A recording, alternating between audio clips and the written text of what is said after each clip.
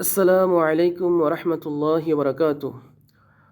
বিসমিল্লাহির রহমানির রহিম। আলহামদুলিল্লাহি রাব্বিল আলামিন ওয়াল আকিবাতু লিল মুত্তাকিন ওয়াস সালাতু ওয়াস সালামু আলা আশরাফিল আমবিয়া ওয়াল মুরসালিন নবিয়িনা মুহাম্মাদ ওয়া আলা আলিহি ওয়া আসহাবিহি আজমাইন, আম্মা বা'দ। আল্লাহুম্মা আল্লিমনা মা ইয়ানফাউনা ওয়ানফা'না বিমা আল্লামতানা ওয়া জিদনা ইলমা। আলহামদুলিল্লাহ, সমস্ত প্রশংসা আল্লাহ সুবহানাহু ওয়া তাআলার জন্য। দুরূদ ও সালাম বর্ষিত হোক মানবতার মুক্তির দূত মুহাম্মদ সাল্লাল্লাহু আলাইহি ওয়াসাল্লাম, তার পরিবার পরিজন এবং সাহাবাজ বান্দার উপর। আল্লাহুম্মা সাল্লি আলা মুহাম্মদ, আল্লাহুম্মা বারিক আলা মুহাম্মদ।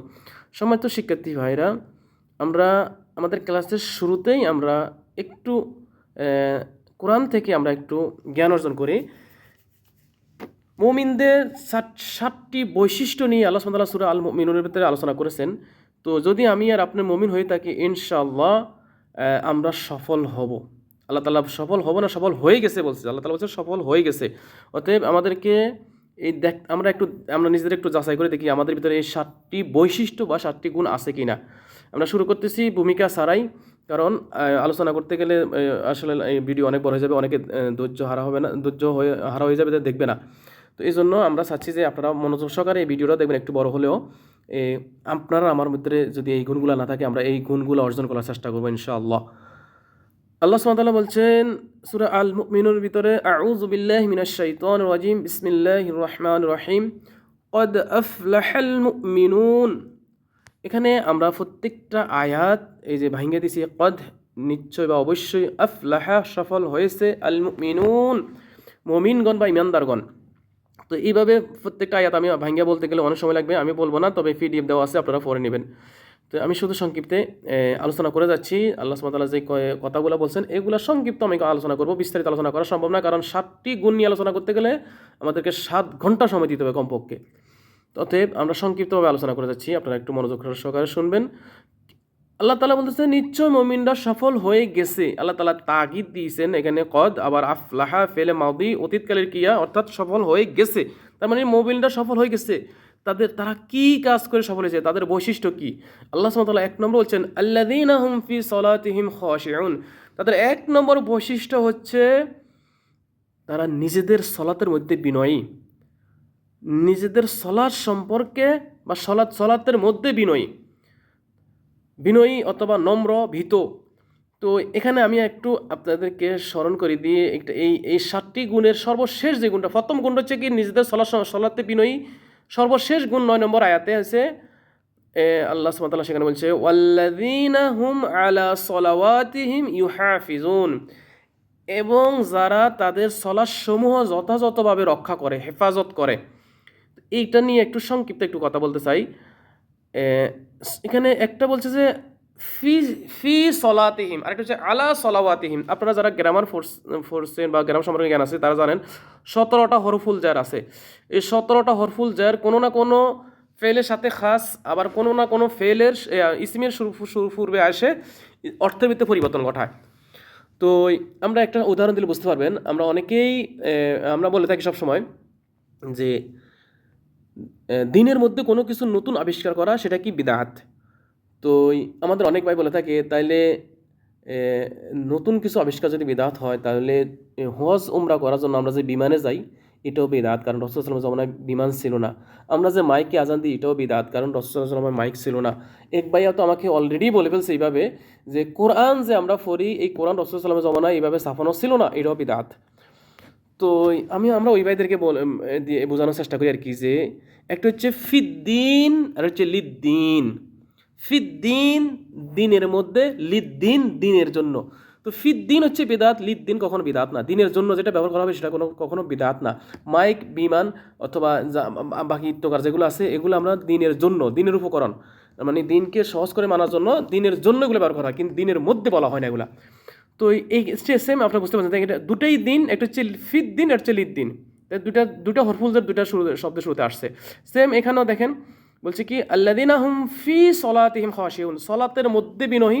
আর ওখানে বলছে কি আলা সলাওয়াতিহিম ইউহাফিজুন, যারা সলাতের হেফাজত করে। দুটার বিষয় কি, ফি সলাতিহিম খাশিউন, যারা সলাতের মধ্যে, মানে সলাত যারা পড়ে তারা সলাতের মধ্যে বিনয়ী, অর্থাৎ ভয় ভীতি নিয়ে সলাত আদায় করে, সলাটটা বুঝে বুঝে সলাত আদায় করে, সলাৎ সে কি পড়তেছে সলাতের মধ্যে অন্য মনোযোগী হয় না, খুশু খুশু সহকারে সলাত আদায় করে, তাদের কথা বলেছে। আরেকটা হচ্ছে কি আলা সলাওয়াতিহিম ইউহাফিজুন, যারা সলাতের হেফাজত করে।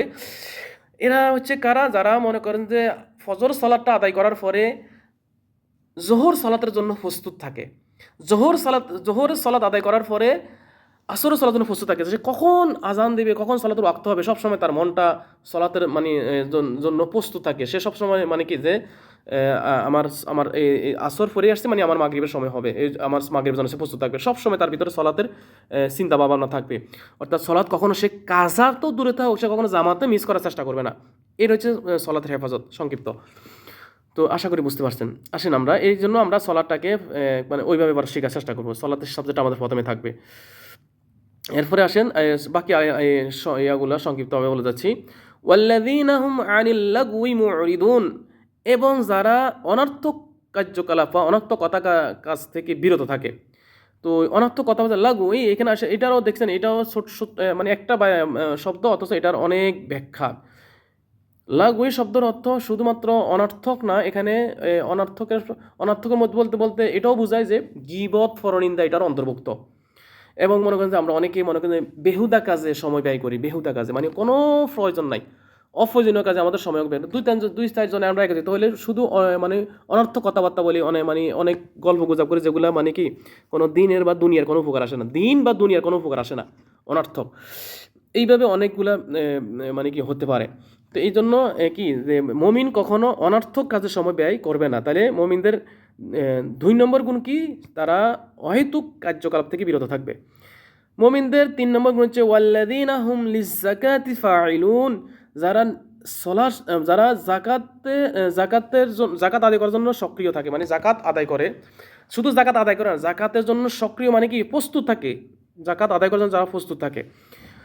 তো এখানে শুধু জাকাত বলতে কি যে নিসাব পরিমাণ যে আমাদের সম্পদ হওয়ার পরে জাকাত আদায় করি সেটা তো আছেই, পাশাপাশি দান সদকার কথা এখানে আসবে। যে অর্থাৎ ইবাদত জগতে আমাদের অনেক, যেমন আর্থিক ইবাদত রয়েছে, আমাদের শারীরিক ইবাদত রয়েছে, আমাদের মানসিক ইবাদত রয়েছে। এইভাবে আর্থিক ইবাদতগুলো তার মুমিনরা সবসময় আর্থিক ইবাদতেও সে সময় সক্রিয় থাকে। এরপরে মুমিনদের 4 নম্বর গুণ ওয়াল্লাযীনা হুম লিফুরুজিহিম হাফিজুন। এখানে আসলে আমরা প্রতিটা আলোচনা করছি না, প্রত্যেকটা বিষয় দিয়ে আলোচনা করতে আমাদের কমপক্ষে একটা বিষয় নিয়ে আমাদের আলোচনা করতে 1 ঘন্টা সময় লাগবে। তো দেখেন লিফুরুজিহিম, যারা নিজেদের লজ্জাস্থানের হেফাজত করে। লজ্জাস্থানের হেফাজত আজকাল আমাদের খুবই মানে এইদিকে আমাদের অনেক মানে দুর্বলতা আছে। কারণ লজ্জাস্থানের হেফাজত শুধুমাত্র অন্য মেয়ের সাথে অবৈধ সম্পর্ক সেটা না, লজ্জাস্থানের হেফাজত আমাদের যে হাতে মোবাইল, এটাও আমাদের লজ্জাস্থানের হেফাজত থেকে আমাদেরকে মানে আমাদের লজ্জাস্থানের হেফাজত নষ্ট করে।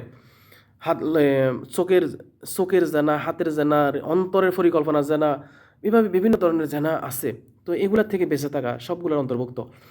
তো লজ্জাস্থানের হেফাজত করা, দেখেন আল্লাহ সুবহানাহু ওয়া তাআলা আমাদের কত দয়াবান। আল্লাহ সুবহানাহু ওয়া তাআলা বলতেছে ইল্লা আলা আজওয়াজিহিম আও মা মালাকাত আইমানুহুম ফাইন্নাহুম গায়রু মালুমিন। তবে বলছে তবে তোমাদের স্ত্রীরা ছাড়া অথবা তোমাদের ডান হাত যার মালিক হয়েছে, অর্থাৎ মানে কৃতদাসী ছাড়া এদের সাথে যদি মিলিত হয় তাহলে নিন্দিত হবে না। যারা স্ত্রীদের সাথে অথবা দাসী, এখন তো দাসীর কথা নাই, আমরা স্ত্রী বলি, স্ত্রীদের সাথে মানে এই আল্লাহ তাআলা কি করছেন, আমাদের লজ্জাস্থানের জন্য ব্যবহার করার জন্য আল্লাহ সুবহানাহু ওয়া তাআলা আমাদের জন্য এটা জায়েজ করছেন এবং এখানে অনুমোদন আছেন। এটার জন্য আমরা কেউ নিন্দিত হবে না। এটা আল্লাহ তাআলা আমাদের জন্য কি রাখছেন, যাতে করে মানে অবৈধ সম্পর্ক থেকে আমরা বেঁচে থাকি। এই জন্য স্ত্রীদের বিষয়ে আল্লাহ তাআলা স্পেশাল এখানে বলা হয়েছে। তো এখানে পাশাপাশি আল্লাহ তাআলা আবার স্মরণ করে দিচ্ছেন ফামানি তাগা ওয়ারা যালিকা ফাউলাইকা হুমুল আদুন। কিন্তু যারা স্ত্রী ব্যতীত মানে স্ত্রীদেরকে ছাড়া এর বাইরে কিছু কামনা করে, এর হচ্ছে সীমা লঙ্ঘনকারী। ওই যে লজ্জাস্থানের হেফাজত কি হয়ে যায়, নষ্ট হয়ে যায়, অর্থাৎ লজ্জাস্থানের হেফাজত করে না আর কি। তো লজ্জাস্থানের হেফাজত করা আর স্ত্রী ব্যতীত অন্য কোনো মেয়েদেরকে বা অন্য কিছু কামনা করা, অন্য মোবাইল হোক বা কোনো পরিকল্পনা হোক অথবা কোনো ধরনের ফরকিয়া, এই সমস্তগুলা যারা করবে তারা আদুন, সীমা লঙ্ঘনকারী এরা। এরপরে মুমিনদের 7 নম্বর গুণ আল্লাহ তাআলা বলছেন 7 এবং 8টা দুইটা গুণ এখানে আছে। এই আয়াতের ভিতরে দুইটা গুণ বলা হয়েছে। ওয়াল্লাযীনা হুম লিআমানাতিহিম ওয়া আহদিহিম রাউন।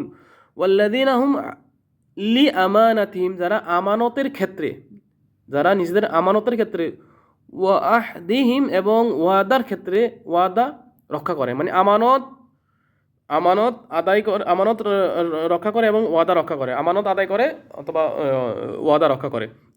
তাহলে যারা তাদের আমানত এবং ওয়াদা দুইটা জিনিস এখানে একটাই, কারণ দুইটাই পাশাপাশি তো, আমানত এবং ওয়াদা এটা দুইটাই মানে কি কাজটা একরকমই বোঝা যায়। তো এখানেও দেখছেন আমাদের এই জায়গাতেও বুঝার কত, আমরা এখানেও মানে বুঝতে হবে যে আমার ভিতরে এই গুণগুলো আছে কিনা, আমি কি মানুষের আমানত রক্ষা করি কিনা, আমি ওয়াদা দিলে ওয়াদা রক্ষা করি কিনা, এটাও আমাদেরকে ভেবে দেখতে হবে। এ সম্পর্কে আমাদের বিস্তারিত আলোচনা আছে ইনশাআল্লাহ। মুমিনদের যে সর্বশেষ গুণ, এটা আমাদের প্রথমে আলোচনা করছি, ওয়াল্লাযীনা হুম আলা সালাওয়াতিহিম ইউহাফিজুন,